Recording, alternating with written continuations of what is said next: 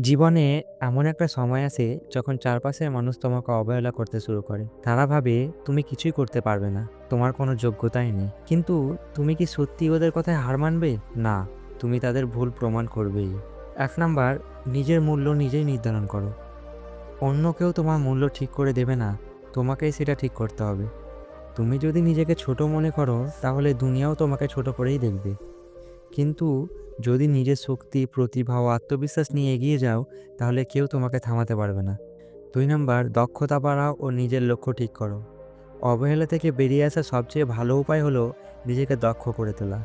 যে কাজেই তুমি ভালো হতে চাও, সেটার ওপর নিয়মিত পরিশ্রম করো, প্রতিদিন নতুন কিছু শেখো আর নিজের উন্নতি ঘটাও। কটূক্তি ও নেতিবাচক মন্তব্যকে এড়িয়ে চলা। লোকে কি বলল সেটার দিকে বেশি গুরুত্ব দিলে তুমি পিছিয়ে পড়বে। তোমার কাজ হলো নিজের লক্ষ্যের দিকে ফোকাস রাখা। তারা তোমাকে নিয়ে হাসাহাসি করবে, তোমার ব্যর্থতাকে বড় করে দেখাবে। কিন্তু তুমি যদি নিজের কাজ চালিয়ে যাও, তাহলে একদিন তারাই তোমাকে সম্মান করবে।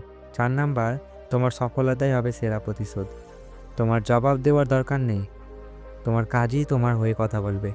যারা একসময় তোমাকে অবহেলা করেছিল, তারা একদিন তোমার সাফল্যের গল্প বলবে। শুধু ধৈর্য রাখো, পরিশ্রম করো আর নিজের লক্ষ্য পূরণ করো। ৫ নাম্বার, বিশ্বাস করো ও কখনো হাল ছেড়ো না। সবচেয়ে বড় শক্তি হলো আত্মবিশ্বাস।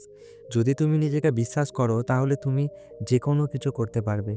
যারা তোমাকে অবহেলা করেছে, তাদের ভুল প্রমাণ করতে গেলে ধৈর্য ও দৃঢ় সংকল্প দরকার। আজ যারা তোমাকে অবহেলা করছে, কাল তারাই তোমার সাফল্যের গল্প শুনবে।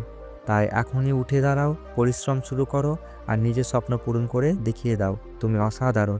আপনি যদি এই বিষয়ে আরও জানতে চান বা নিজের অভিজ্ঞতা আমাদের সঙ্গে শেয়ার করতে চান, তাহলে কমেন্টে লিখে জানান। এই ভিডিওটি ভালো লাগলে লাইক করুন ও শেয়ার করুন এবং চ্যানেলটি সাবস্ক্রাইব করতে ভুলবেন না।